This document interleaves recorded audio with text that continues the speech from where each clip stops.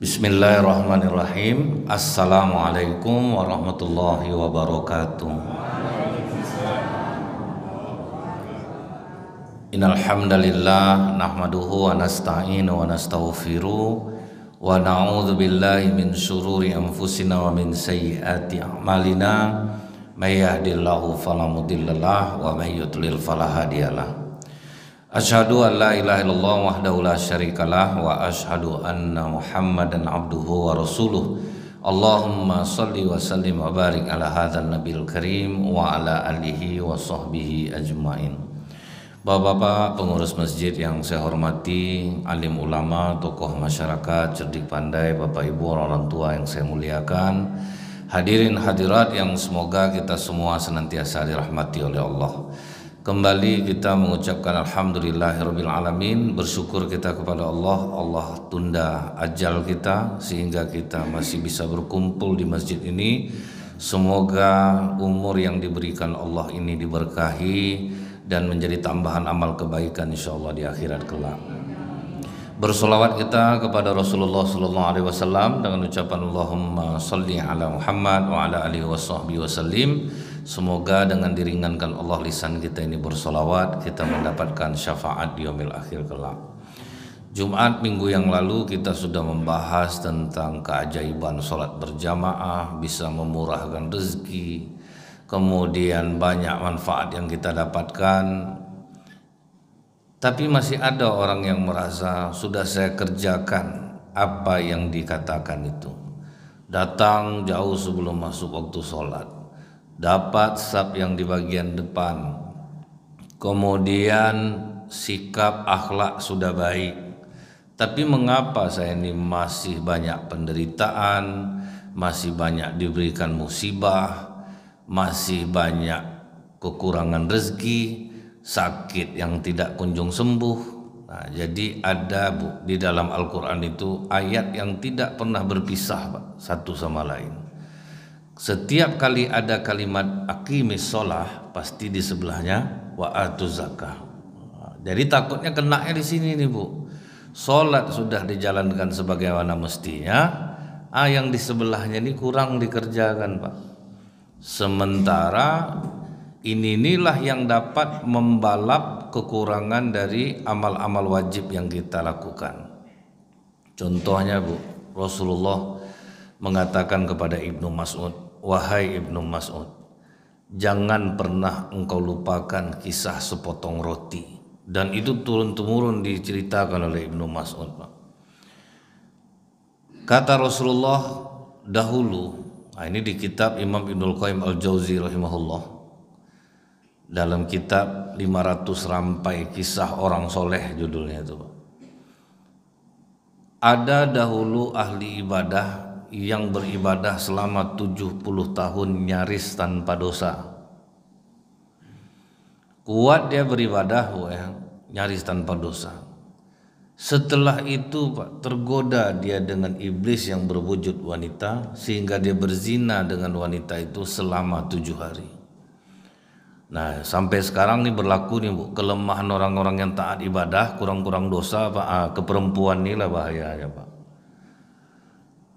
Makanya kita ada mendengar Bu, seorang kiai mencabuli 6 orang santrinya, kiai menghamili santrinya, karena memang dia orang-orang yang kuat beribadah itu pula Pak, sering digelincirkan oleh iblis melalui perempuan. Misal macam kami ini nih Bu, datanglah ibu-ibu yang bermasalah rumah tangganya bertanya, Ustadz saya kan ada masalah sama suami saya, udah panjang lebar, tentu kita kasih jawaban Pak. Setelah 4 hari chattingan Bu tersebut nanti sama ibu nih, dia langkah bahagia ya Ustadz kalau suami saya Ustadz, kan berdentang juga jantung kita dibuat itu, mau nyuruhnya bercerai rasanya gitu Pak. Nah jadi ujian tuh itulah Bu, kalau orang-orang yang udah kuat ibadah macam bapak ini hati-hati lah. Di situ kadang iblis menggelincirkannya. 7 hari dia berzina Bu, menyesallah dia. Setiap kali dia mengingat dosanya, sujud dia, nangis dia, menyesal dia kepada Allah. Tiap kali melangkah ingat dosa, sujud langsung. Sampailah dia tertidur di rombongan, ada orang-orang yang sedang tertidur di jalan, nyeliplah dia di tengahnya itu Pak. Tidak berapa lama datang orang mengantarkan roti. Dikasihlah orang ini roti. Ada satu yang tidak dapat, Pak. Sementara dia bawa jumlah pas pula. Orang itu pergi, yang orang yang tidak dapat ini tentu kelaparan jadinya, Pak. Ahli ibadah yang berdosa tadi, Pak. Tidak jadi dia makan, dikasihnya lah roti dia itu kepada orang yang kelaparan. Jadi kata Rasulullah, di akhirat ditimbanglah amalnya. 70 tahun dia beribadah ditimbang dengan 7 hari berzina. Ternyata hangus pahalanya yang 70 tahun itu. Tetapi ketika dosa zina yang 7 hari itu ditimbang dengan roti yang dia sedekahkan kepada orang yang kelaparan itu, ternyata lebih berat roti ini di sisi Allah. Dengan itu dia selamat. Tapi ini janganlah Bapak salah arti, Pak, nanti oh gitu rupanya caranya berzina kita 7 hari kasih orang makan sekali, itu takut kita, Pak, ya. Tapi begitulah, Bu, kekuatan sedekah bisa menghapuskan dosa. Ini yang dikatakan Rasulullah, Bu, ma min muslimin yutimu akhahu hatta yusbi'ah wa yaskihi hatta yurwiyah illa ba'adahu Allahu ta'ala minan nar. Kasih satu orang makan orang lapar, kasih orang haus minum, tidak ada balasannya kecuali dijauhkan Allah dari neraka sebanyak 7 parit. Yang jarak 1 parit dengan parit lainnya sama dengan 500 tahun perjalanan. Cuman ngasih makan, Pak. Jadi jangan pernah sepelekan ini, Bu. Nah, takutnya orang-orang Islam di Indonesia ini kadang kan banyak diajarin ibunya untuk pelit. Kalau anak-anak di Mekah itu kecil baru, Bu, udah diajar sedekah, Pak. Bulan puasa ini bersusun anak-anak kecil itu di jalan, memberikan orang makanan untuk berbuka yang enak-enak. Dibujuk-bujuknya orang supaya ngambil. Kalau anak kita kan kadang kita larang, janganlah kau makan di luar lagi, tuh anak ibu apa tuh congok nanti habis makanan kau diminta. Jadi kita berbeda, Pak, dari kecil tuh diajar kikir. Nah, takutnya di situ kenanya tuh, Bu. Takutnya tuh di situ kenanya. Nah, mungkin pernah kita ingat, Bu, terjadi di Indonesia nih bapak-bapak yang sangat dermawan, Pak. Dia punya prinsip siapapun yang sampai ke rumahnya minta tolong, berarti orang itu udah diutus Allah untuk nolong, untuk minta tolong ke dia. Menurut dia tidak ada yang kebetulan. Siapapun yang ke rumah saya minta bantu, harus saya bantu.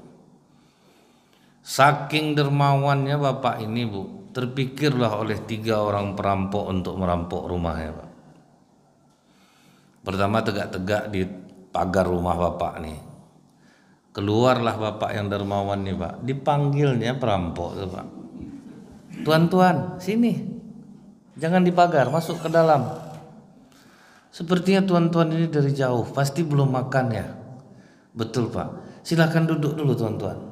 Saya ambilkan minum. Disuruhnya pembantunya mengeluarkan minum. Kemudian siapkan makanan. Disiapkan makanan. Setelah makanan siap, Bu, dibawa elak perampok tuh ke dalam, Pak. Ayo tuan, masuk ke dalam, makanan sudah siap.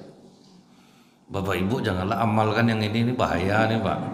Kalau tidak sampai makom kita, seyakin ini jangan pernah dicoba. Menyesal, Pak. Maka banyak orang sedekah itu menyesal akhirnya menuntut dia dibalikkan. Itu karena itulah.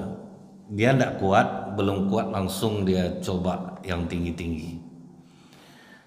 Dibawa masuk ke dalam, Pak. Sudah dihidangkan makanan yang enak-enak. Sebelum orang ini makan, perampok ini makan, didorongnya lah dari dalam kamar anak perempuannya pakai kursi roda. Anak saya ini dari kecil dia lumpuh. Doa musafir itu makbul. Jadi tolong tuan-tuan doakan agar anak saya ini diberikan kesabaran oleh Allah. Andaklah minta sembuh, Pak, diberikan kesabaran oleh Allah. Tolak-tolakan lah perampok. Kau lah berdoa, aku mana pandai berdoa, sembayang aja enggak. Udahlah doakan aja lah. Agar berdoa lah perampok ini bertiga. Ya Allah, sembuhkanlah anak bapak ini. Amin. Makanlah mereka, Pak. Selesai mereka makan, Pak kami izin duduk di teras. Oh ya silakan tuan-tuan. Duduklah di teras. Berkelahilah perampok tuh bertiga. Nggak tega aku loh. Baik betul nih, hancur hati perampok ngadapi orang rajin-rajin sedekah tuh Pak. Pulang aja lah kita, gila kau, kita udah jauh kemari, biaya udah banyak. Akhirnya disepakati lah, kita merampok tapi jangan membunuh. Oke lah kalau gitu aku mau. Setelah itu apa kata bapak nih Bu? Tuan-tuan kalau ngantuk kamar ada. Oh deh. Sekali ini tidak pakai linggis kita nih, aman kita nih. Nah masuk ke dalam. Begitu tidur malam bertiga orang ini keluar lah Bu. Nah oke, kita tidak ada menyakiti tuan rumah. Masuk kamar ambil barang kita lari. Oke udah disepakati. Satu orang masuk ke kamar Bu. Sudah lama tidak keluar Pak. Udah resah lah nunggu nih. Keluar yang dari dalam kamar tadi. Aneh rumah nih. Uang nampak tapi tidak bisa diambil. Perhiasan ada tapi tidak bisa aku pegang. Bodoh kau, itu yang tidak kerjakan sama kau. Ribut bangun tuan rumah Pak. Ada apa ini tuan-tuan? Kami ingin membalas jasa bapak Pak. Bapak udah baik sama kami, biarlah kami ronda di rumah bapak malam ini. Dia tak tahuan nih Pak.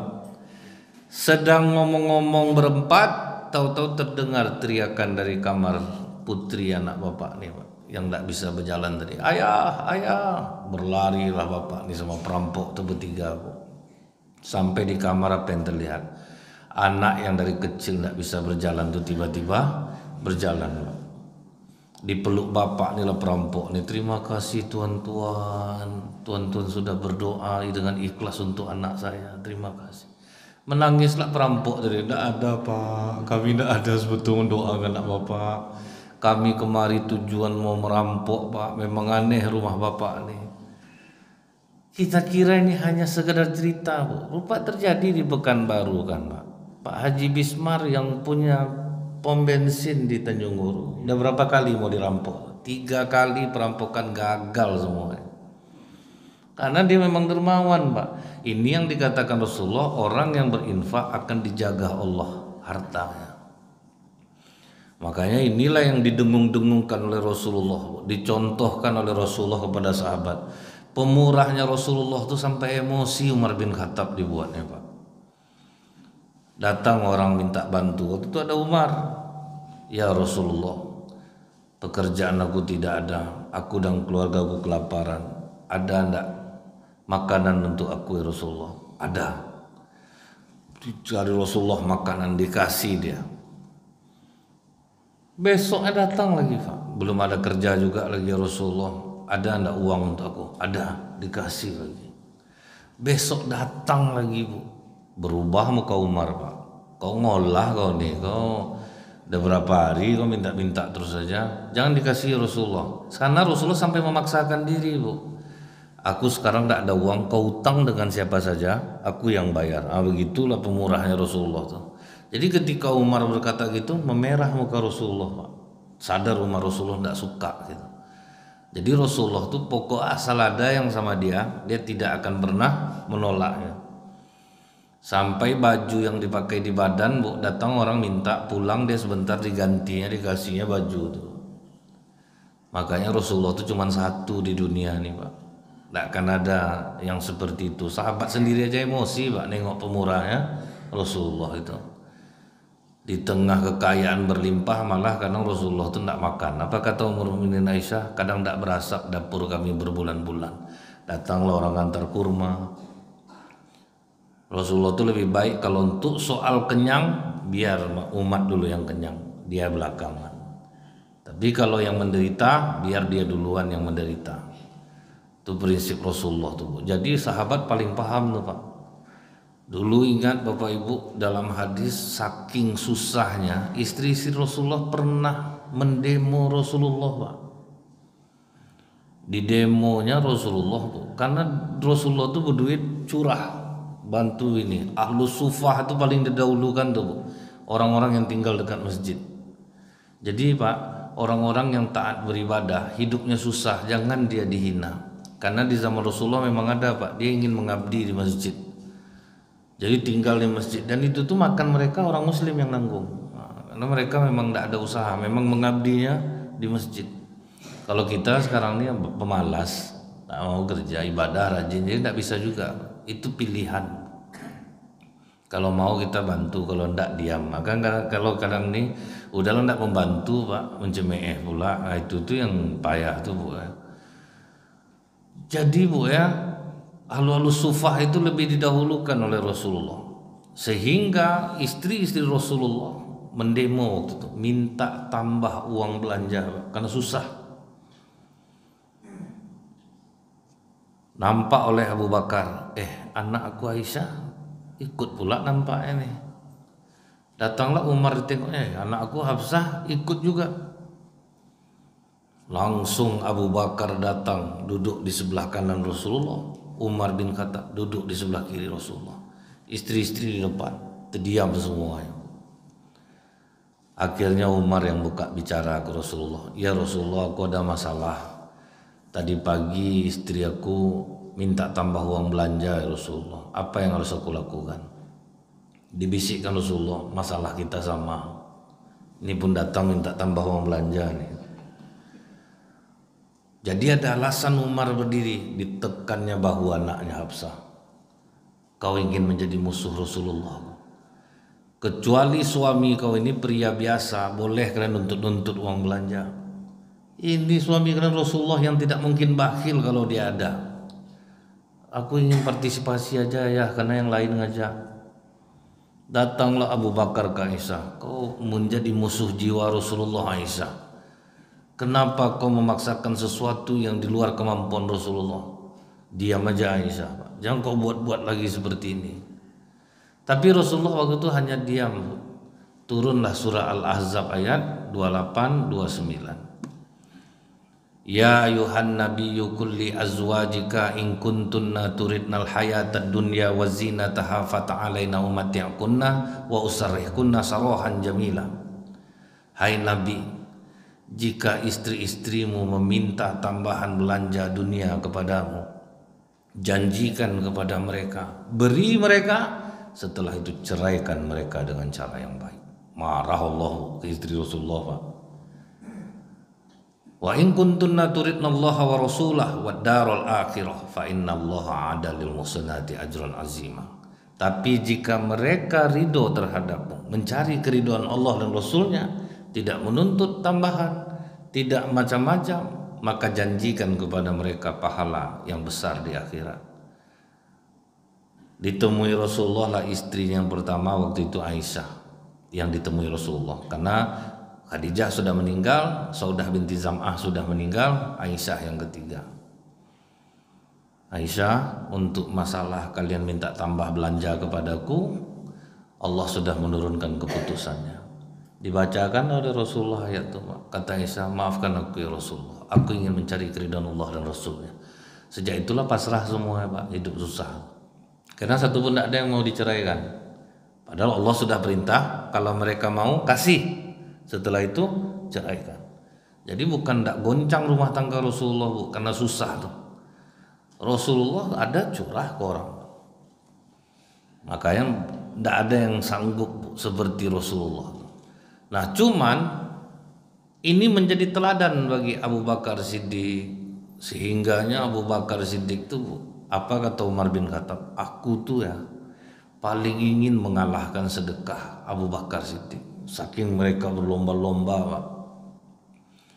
Pernah suatu kali kata Umar, aku bawa hartaku ke Rasulullah, ya Rasulullah, aku sedekahkan hartaku ini untuk Islam. Kata Rasulullah, sebanyak ini kau bersedekah Umar, berapa yang kau tinggalkan di rumah? Kata Umar bin Khattab, sebanyak yang aku sedekahkan. Artinya berapa sedekah Umar? 50%. Kita kadang 20.000, kalau tidak diumumkan aja Pak, tidak enak rasanya. Memang pakai hamba Allah gitu Pak, tapi hamba Allahnya nampak Bu, dia tegak ngantar duit tuh orang sedang ramai, hamba Allah 20.000 kan nampak sama orang, 20.000 minta umum kan. Itu kan ada di sini, makanya saya sampaikan. Kalau ada di sini tuh tidak mungkin tuh saya bilang. Jadi kemudian Pak, begitu Abu Bakar datang membawa sedekahnya, kaget Rasulullah. Waktu itu ada Umar di sebelahnya. Abu Bakar, sebanyak ini kau bersedekah, berapa yang kau tinggalkan di rumah? Kata Abu Bakar Siddiq, aku meninggalkan Allah dan Rasulnya di rumahku. Berarti berapa? Habis Pak, semua. Jadi kita itu kalau sebanyak-banyak apapun kita bersedekah sekarang, belum kan ada sebanyak itu lagi. Makanya jangan kita sampai sombong. Jangan sampai kita itu tinggi hati dengan banyaknya sedekah kita. Itu yang membuat para sahabat tuh kuat badannya dulu Pak. Boleh dibilang tidak ada yang sakit kecuali mau mati semua. Nah, itu aja Pak. Tapi kalau misalnya di luar itu seperti Utsman bin Affan itu sedekahnya Pak, saking abadinya duitnya, sampai hari ini uang Utsman masih ada. Sudah 1.500 tahun nih Pak, masih ada rekening atas nama Utsman bin Affan. Bapak Ibu pergi umroh haji pasti ke kebun kurma milik Utsman, masih ada sampai hari ini. Itu hasil kebun Utsman tuh Bu ya, sampai sekarang separuh untuk parkir miskin, separuh dimasukkan ke bank rekening atas nama Utsman bin Affan. Karena uang itu semakin banyak, akhirnya dibangunlah hotel atas nama Utsman bin Affan. Nah, itu duit Utsman. Itulah jujurnya pemerintah Arab Saudi itu Bu ya. Jujur betul Pak. Pada orang udah lama meninggal, kalau didiamkan aja kan tidak ada yang tahu tuh Pak. Jadi Bu, apa sebab harta Utsman itu abadi Pak? Ada orang Yahudi punya sumur di Madinah itu, satu-satunya sumur yang mengeluarkan air cuman dia waktu itu Pak. Sehingga umat Islam payah mau butuh air beli sama dia Bu. Kesulitanlah umat Islam untuk masalah air Pak. Kata Rasulullah, siapa yang membeli sumur Raumah akan kujanjikan surga untuknya. Langsung tegak Utsman di lobinya orang Yahudi itu Pak. Mau ndak jual sumur kau ini 20.000 dirham? Sumur tanah jelek Pak, ditawar 1,8 M loh Bu. Terkejut Yahudi ini, kok mau membeli setinggi itu gitu. Jadi bagi sahabat tuh Bu, sengaja dikasih harga fantastis biar dilepas Pak. Orang Yahudi ini cerdik pula. Oh tidak, aku tidak jual. Aku biarlah sumur ini punya aku aja. Utsman bin Affan itu Bu, pedagang ulung. Apa kata Utsman? 20.000 dirham itu sumur ini bukan mutlak milik aku, gantian kita. Sehari punya aku, sehari punya kau. Kalau itu setuju aku. Akhirnya pas sumur tuh milik Utsman, disuruhnya orang Islam ambil air untuk 2 hari, karena besok sumur ini tidak lagi aku pemiliknya. Beramailah orang ambil air Pak kan untuk 2 hari. Itu pas giliran orang Yahudi itu kosong, tidak ada yang beli. Udah lama Pak, suntuklah orang Yahudi ini, tambah 20.000 dirham lagi Utsman. Ditambah oleh Utsman bin Affan 3,6 miliar beli sumur untuk kepentingan umat Islam. Nah maka sampai hari ini abadilah harta Utsman bin Affan itu Bu. Dibuktikan oleh Allah. Ya tapi itu kan sahabat. Ada enggak orang Indonesia yang buat macam itu? Ada. Saudagar Aceh yang membeli tanah dekat Masjidil Haram Pak. Niatnya apa Bu? Bangun mes untuk jamaah haji Aceh supaya tidak perlu bayar hotel lagi, jadi lebih murah berangkat hajinya. Pas pelebaran Masjidil Haram, kenalah tanah saudagar Aceh nih Pak. Orangnya udah lama meninggal, tapi pemerintah bagian wakaf Arab Saudi tetap tahu bahwa itu milik orang Aceh, orang Indonesia. Diganti untung sama pemerintah Arab Saudi, dibangunkanlah hotel atas nama saudagar Aceh itu. Dari tahun 2006 hotel itu sudah mulai menghasilkan. Bapak Ibu boleh tanya jamaah haji Aceh, siapapun yang berangkat haji dapat uang cuma-cuma dari pemerintah Arab Saudi 4-6 juta satu orang. Hasil bagi hasil dari hotel orang Aceh yang sudah lama wafat. Boleh tanya ke orang jamaah haji Aceh Pak, dapat duit saku dari pemerintah Arab Saudi Bu. Uangnya masih abadi, orangnya udah lama meninggal. Bersambung terus Pak.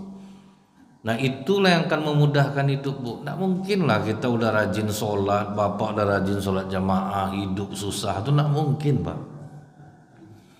Tidak mungkin Allah itu akan menganiaya orang-orang soleh. Cuman kadang kita di sisi itu kenanya kita Pak. Di sisi sedekah nih Bu ya, kita tuh kena. Coba Bapak Ibu lihat di Mekah dan di Madinah, banyak dokter yang mengundurkan diri, banyak perawat yang tidak bekerja, rumah sakit mewah pasien kosong Pak. Itu gambaran aneh di Arab Saudi, rumah sakit rata-rata kosong, tidak ada pasiennya. Pas datang jemaah Indonesia lah Bu, hidup darah dokter di sana, ada kerja deh jadinya Pak. Karena orang Indonesia ini banyak bawa penyakit Pak. Sebab apa Bu? Pas ditanya sama orang-orang di sana, kalian apa ndak ada yang sakit? Mereka bilang ada. Kami kalau sakit kami yakin dengan apa yang dikatakan Rasulullah, sembuhkan penyakitmu dengan sedekah. Nah ini yang kena tuh Pak. Di Pekanbaru ini aja Bu, rumah sakit awal bros sudah 3 Pak. Rumah sakit Safira dari 2 pintu ruko sampai sebesar itu. Berarti kan banyak peminatnya tuh Pak. Bukan orang Pekanbaru yang tidak mau sedekah Bu, tidak imbang. Pendapatan besar, sedekahnya kecil Pak. Memang itu fakta di lapangan Bu. Kita mungkin terkejut nengok orang kurban 1 ekor sapi, bisa jadi tidak sebanding dengan hartanya Pak. Hartanya besar betul, sedekah 1 ekor sapi. Tapi coba Ibu ke Masjid Al-Falah Darul Mutakin, ada 1 nama 5 ekor sapi. Nah itu yang orang udah ngaji ya Bu ya. Tahu dia hartaku banyak, masa aku 1 ekor sapi. Orang nengok dari luar mungkin kagum Pak, nengok orang yang kurban 1 ekor sapi. Tapi kan orang itu yang tahu berapa duitnya Pak, besaran duitnya itu berapa. Ada lagi di masjid dekat Tampan waktu itu kurban. Pertama nama bapak nih, sudah tuh istrinya seekor pula, anaknya seekor-sekor. Ah itu yang udah tahu kajian Bu. Pendapatan besar, sedekah mesti besar. Nggak bisa tetap lagi dia Bu. Nah jadi di orang Indonesia ini Bu ya, kenapa banyak penyakitnya? Dia kalau berduit umroh dia tiap tahun. Saudara susah nggak dibantunya Pak. Masjid dekat rumah butuh bantuan nggak dibantu. Nah, itu kenanya. Dia kerjakan soleh secara pribadi, memikirkan dirinya sendiri. Tapi Bu, di Jalan Sakuntala ada namanya Pak Haji Hanafi, kontraktor listrik. Itu tiap tahun memberangkatkan seluruh 12 karyawan, 8 orang karyawan, pengurus masjid, ustadz, masyarakat. Pokok bukan dia aja yang berangkat Pak. Siapa masyarakat yang belum lagi berangkat? Siapa masyarakat? Jadi tidak soleh sendiri, maka sehat walafiat Pak. Jadi ini yang kita lihat faktanya Bu di lapangan itu. Kenapa orang Indonesia ini banyak penyakitnya? Padahal dia rajin sedekah. Jawabannya tidak sebanding uang masuk dengan yang disedekahkan. Untuk merenovasi rumah ikhlas, habis ratusan juta Pak. Kadang ditipu tukang lagi. Nah, tapi bisa ikhlas. Untuk beli mobil ikhlas, beli sepeda motor ikhlas, beli HP ikhlas. Tapi salah masuk kotak infak di masjid Bu, lama menungnya Bu. Rencana ngisi 5.000 termasuk 50. Allah mau dia tengok kotak itu terus. Jadi kalau ada orang Pak habis ngisi kotak infak, temenung dia positif salah isi itu Bu. Terdiam dia misalnya habis ngisi itu Pak. Nah, itu faktanya Pak. Nah itu yang kenanya Bu. Jadi di rumah sakit itu apa kata dokter? 4 orang yang terbaring di rumah sakit, 1 mengidap penyakit EII. EII itu apa Bu? Emotional Induced Illness. Kalau ada ini di ciri Bapak Ibu, banyak-banyaklah sedekah. Maksudnya itu apa Pak? Bapak merasa sakit jantung, dicek jantung Bapak bagus, nah itu EII itu Bu. Rasanya kolesterol tinggi, dicek kolesterol bagus Pak. Rasanya asam urat, dicek asam urat bagus. Kecuali Pak dicek asam urat Bapak tinggi, itu beda Pak. Berarti memang Bapak sakit asam urat. Dicek Bapak sakit jantung, dicek rupanya memang jantung. Nah berarti Bapak aman, Ibu aman. Tapi pernah enggak Bapak mendengar, udah saya cek darah bagus semuanya, tapi jantung ini enggak. Nah itu hati-hati lah. Banyak-banyaklah buang duit ke masjid nih Pak. Jadi Bu ya, ini yang terjadi di Pekanbaru. Asal untuk kebaikan selalu main kroyok. Padahal Bu, saya lihat ternyata banyak orang Pekanbaru nih yang kaya Pak. Main pribadi aja Bu. Yang membangun Masjid Al-Hakim Padang satu orang, Pak Haji Arnes, yang punya Indonesia Tekstil sendiri. Betul banyak orang berduit Bu, cuman kita di masjid-masjid ini main keroyok terus saja Pak. Padahal dia punya power yang kuat. Masjid An-Namira satu orang bangun tuh Pak. Bahkan bangun masjid lagi beliau di Rimbo Panjang. Saya tanya ndak aja orang nyumbang Pak Ji, rugi saya. Nah itu kalau orang udah tahu keajaibannya Pak ya. Karena kalau ke masjid ini kan 700 kali lipat Pak. Dia ada sumbangan nih Bu, yang satu dibalas 10, tapi ada yang 700 kali lipat. Inilah jihad fisabilillah untuk masjid, WC masjid, jalan, sekolah. Jadi kalau orang udah tahu Pak, nggak mau dia Pak, keroyok sendiri Bu, nggak mau dia Bu. Masjid Abu Darda, masjid tanpa kotak infak satu-satunya di Pekanbaru Pak. Donaturnya tidak mau ada donatur lain. Nah itu tidak mau dia ada donatur lain. Dia sendiri membiayai masjid itu Bu. Security-nya dia pokoknya membiayai Pak. Tanpa kotak infak, berbuka puasa berapa banyak itu Pak. Dia sendiri yang nanggung. Tidak mau dia ada orang lain jadi donatur di situ Pak. Itu kalau orang sudah tahu. Tapi ketika kita tanya misal sama masyarakat di Mekah, di Madinah, bagaimana kalian menyembuhkan penyakit? Rupanya sedekahnya besar Pak kalau udah kena penyakit mereka itu. Jadi kami kalau ada sakit, kami sedekah lebih besar daripada biasanya. Ini saya ambil contoh Bu ya. Seorang ibu-ibu mempekerjakan tenaga kerja wanita Indonesia untuk mengatur obatnya. Dia kena kanker Pak. Jadi obat kanker pagi, siang, sore, malam. Tapi pembantunya ini Pak sering betul masuk kamar mandi. Kalau dari kamar mandi itu lama. Akhirnya ditanya lah oleh majikannya nih, kamu kenapa sering masuk ke kamar mandi dan kalau dari kamar mandi itu lama? Dijawab oleh pembantu ini, sebulan sebelum saya berangkat Nyonya, saya melahirkan anak laki-laki dan saya sempat menyusukannya. Jadi setiap kali bayi saya haus di Indonesia, dada saya mengeras. Sakit, makanya saya masuk kamar mandi, saya perah air susu saya. Itulah hubungan batin yang dikasih Allah kepada ibu yang menyusui bayinya. Kemanapun ibu pergi pasti tahu kapan bayinya haus, betul enggak Bu? Cuman semenjak banyak dikasih susu sapi ini, dada sapi yang mengeras sekarang Pak. Terasa sama sapi itu, anak aku haus. Dia sebetulnya apa pakai susu bantu tuh Bu. Tapi kalau itu aja itu bahayanya Pak. Karena kata Rasulullah, jangan makan daging 3 hari berturut-turut, bisa pindah sifat hewan itu ke kita. Siapa makan daging onta, hendaklah beruduk karena onta pendendam. Terbayang enggak Bapak Ibu, orang yang ngasih anaknya susu sapi dari lahir, pindah enggak sifat sapi itu? Makanya kadang dikasih tahu Bu, jangan main game juga besok sekolah, keluar lenguh sapinya Pak. Mirip betul. Cuman pakai kata-kata itu aja beda ya. Datang perempuan ini bilang, air susu kami tidak keluar Ustaz. Saya takut salah Pak. Saya tanya sama dokter anak di awal bros, dok ada ibu-ibu yang melahirkan yang tidak keluar air susu. Diketawakan dokter tuh saya Bu.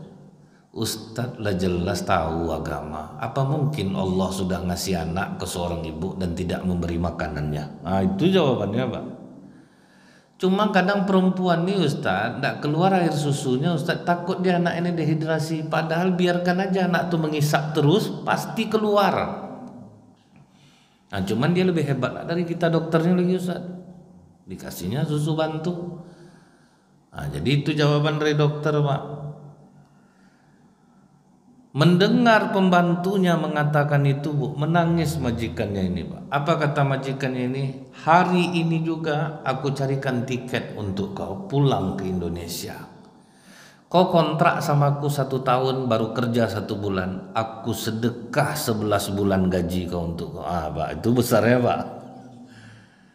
Ini sakit diabetes, sedekah 10.000, panjanglah doa, mana bisa Pak. Tidak mempan Bu. Tidak mempan dia Pak. Mesti buang besar mesti buang tuh Pak. Padahal kita kalau udah diponis sakit Bu, ratusan juta pun kita carikan Pak. Rumah dijual, sawah dijual, ada sawit dilelang tuh Pak. Nggak ada kalau kita udah sakit tuh. Sebelum itu maka kata Allah sembuhkan, kata Rasulullah sembuhkan penyakitmu dengan sedekah. Akhirnya apa Bu?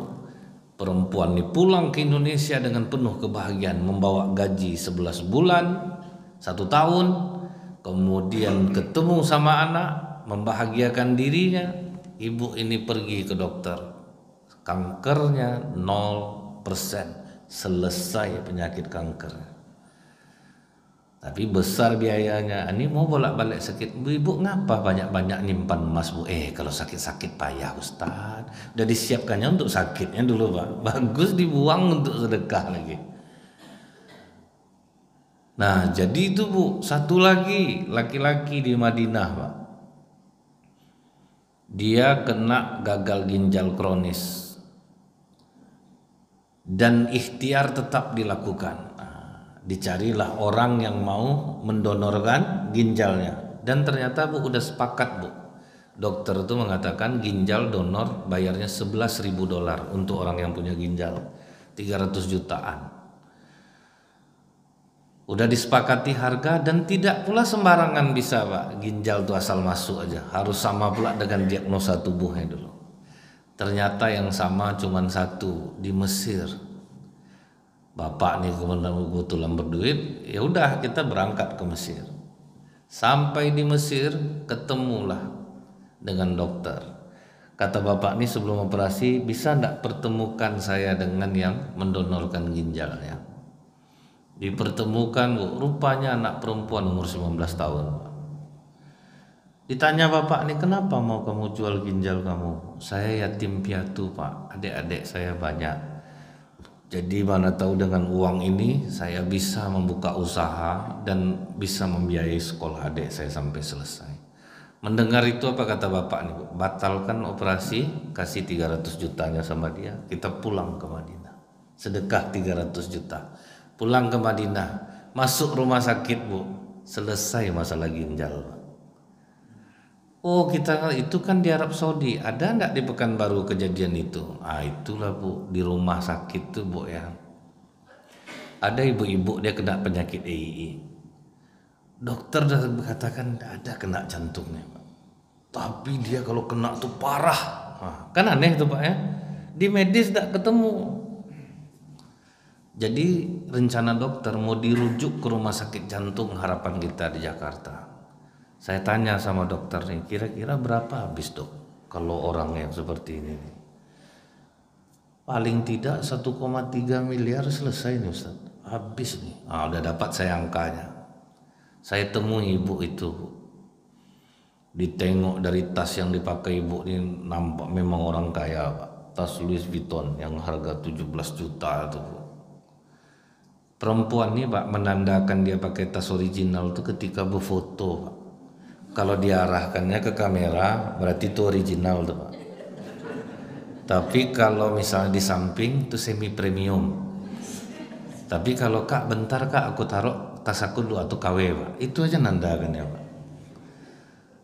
Jadi kalau beda letaknya Bu, di badan dia beda taruhnya bagus-bagus, itu berarti original. Dan suaminya sepatunya mereknya John Lobb. John Lobb itu 12.800.000. Berarti ini orang kaya raya. Pertanyaan saya ke ibu ini umum-umum aja Bu. Orang tua ibu masih hidup? Masih Ustaz. Tinggal mak saya. Ada enggak ibu sering mengunjungi mak ibu? Jarang. Itu sumber penyakit AII. Menyiksa orang tua dengan kerinduan. Tuh Pak, padahal sekarang telepon ada, video call ada. Terkecil aja hati bapak ibu selesai hidup anak ibu ribuannya. Itu ngeri ya Pak. Karena ridho Allah, ridho walidain. Terkecil hati bapak ibu selesai hidup anak ribuannya. Jadi tidak pernah mengunjungi emaknya. Karena alasannya emaknya udah tua, mulai cerewet, ceritanya itu gitu aja. Itu udah kena tuh. Pernah enggak ibu ngasih uang ibu, orang tua ibu belanja? Oh mama dapat pensiun dari almarhum papa Ustaz. Udah kena 2 tuh Bu. Bagi orang tua duit anak ini besar. Walaupun kadang atuk sama nenek lebih besar ngasih cucu daripada anak ngasih dia lagi Pak. Cuman uang anak ini tersebut kemana-mana. Kita tengoklah orang mudik ke Bukit Tinggi tiap tahun Bu. Yang dibawa dari Pekanbaru sekaleng roti kingguan tuh cuman Pak. Pulang dari kampung beras mamaknya 20 kilo selesai dibawa di Honda dia tuh Pak. Hasil bumi mamak penuh Honda tuh Pak.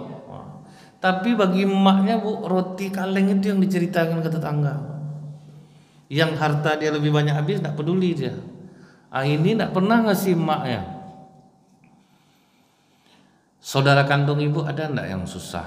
Ada Ustaz. Ada ndak ibu bantu?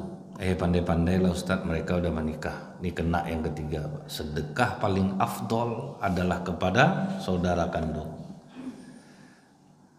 Wah, ini udah banyak nih Pak indikasinya. Kalau secara spiritual udah banyak kenanya nih. Pertanyaan saya agak sensitif sama ibu sama bapak, kata saya. Berapa penghasilan bapak satu bulan? Kalau ada perusahaan, ada sawit, ada kos-kosan, ada peternakan, kira-kira berapa? Dia bilang 600 juta satu bulan. Saya anggap potong 2 Pak, 300 juta. Tidak pernah ngasih orang tua, tidak membantu saudara. Tapi ibu ini udah haji. Nah, pokok untuk diri dia boros Pak. Untuk anak-anaknya dia boros, rumah bagus, mobil banyak. Jadi saya bilang sama ibu itu, saya udah nanya ke dokter tadi Bu, kalau penyakit ibu ini dirujuk ke rumah sakit jantung harapan kita di Jakarta, kena 1,3 miliar. Dan saya yakin ibu mampu membayarnya. Tapi kalau ibu mau nih, yakin dengan kata-kata Rasulullah, sembuhkan penyakitmu dengan sedekah. Nggak usah banyak Bu, 100 juta dari 1 miliar aja lah, 100 juta aja.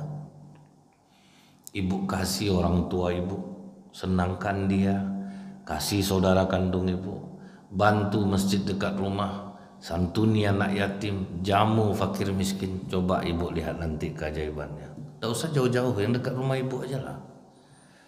Mendengar 100 juta tuh ngamuk ibu tuh Pak. Bertaik mulut ustaz-ustaz. Saya lah ustaz gitu-gitu kan, pandai saya soal sedekahnya, macam-macam lah kata dia. Bagi saya itu biasa Pak. Namanya nasihat tuh Bu seperti obat luka mengenai kulit, tersinggung orang Pak. Saya diam aja Bu, biarin aja dia maki-maki, marah-marah. Karena Bu ya, selembut apapun kita nasihati orang tetap dia akan tersinggung. Misalnya ketiak kawan ibu busuk Bu, itu selembut apapun ibu ngasih tahu dia benci sama ibu. Kak, akan dah lembut tuh Pak. Iya ngapa? Kakak jangan tersinggung ya Kak. Enggak, ngapa? Kakak terasa enggak kalau kakak ke masjid orang lari-lari dekat kakak? Iya ngapa gitu ya? Ini minta maaf betul Kak. Akan lembut tuh Pak. Ketiak kakak pahit Kak. Itu benci dia sama ibu besok tuh. Walaupun udah selama itu ibu ngomongnya Bu, tetap dia benci sama ibu, dari tegurnya ibu lagi. Itu risiko menasehati. Cuman ingat Bu, ada adabnya. Kalau menasehati itu berdua. Kalau di depan orang tuh mempermalukan namanya Pak. Itu beda nasihat sama mempermalukan ya Pak. Misalnya gini Bu, saya sering ceramah, ibu ngomong, terus saya bilang, Bu yang di belakang tolong jangan bicara. Itu namanya saya mempermalukan ibu, betul nggak Bu? Itu bukan nasihat tuh Pak. Nasihat tuh ngomong berdua, itu baru nasihat. Nah ini kan saya, suaminya dia. Udah puas dia memaki-maki, saya tidak ada beban. Kecuali saya bilang, ambil duit ibu 100 juta, titip ke saya. Itu baru salah Pak. Kata ibu, orang macam saya ini bisa dipercaya soal duitnya? Tidak bisa juga Pak. Duit ini Bu, kalau sedikit ya haram Pak. Kalau banyak harum dia Pak. Payah Bu. Kalau sempat ke saya tuh Pak, selesai juga 50 juta saya buat. Maka saya tidak ada beban Pak. Enggak, salurkan sendiri. Kan bukan kita minta atau saya ada program ini, program itu. Enggak ada. Akhirnya suaminya membela Pak. Suaminya membela, selesai. Istri dan suami ini pulang. 5 hari kemudian ibu tuh nelfon saya dengan nada yang sangat ramah. Assalamualaikum Ustadz. Waalaikumsalam. Saya minta maaf Ustadz, sudah kasar. sudah memaki-maki. Biasa tuh Bu, namanya orang tersinggung ya pasti apa aja diomongin lah. Apa kabarnya Bu? Alhamdulillah Ustaz, udah plong jantung saya sekarang. Apa yang Ibu lakukan? Rupanya besoknya tuh dia ambil uangnya di bank 130 juta. Kemudian yang 30 juta dikasihnya ke emaknya. Bapak Ibu bisa terbayang enggak? Emak yang enggak pernah dikasih duit tahu-tahu dikasih 30 juta Pak. Uang itu diletak emak di atas kepala Bu. Ya Allah, ampuni dosa anak aku ya Allah. Angkat penyakit anakku. Langsung pengaruh ke jantung saya Ustaz. Macam ada yang lepas sumbat di jantung saya ini. Karena emaknya doanya ikhlas Bu, imbang Mbak, 30 juta masalah. Jadi sesuai jumlah Bu. Jadi sesuai jumlahnya Pak. Jadi misalnya gini Bapak Ibu ya. Bapak Ibu ngundang orang makan ke rumah. Hajat kita naik rumah baru, suami dapat jabatan. Kasih makanan yang jarang ditemui di rumah masyarakat Pak. Udang galah. Itu jarang ditemui itu Pak. Gulai kambing, ikan kakap besar tuh Bu.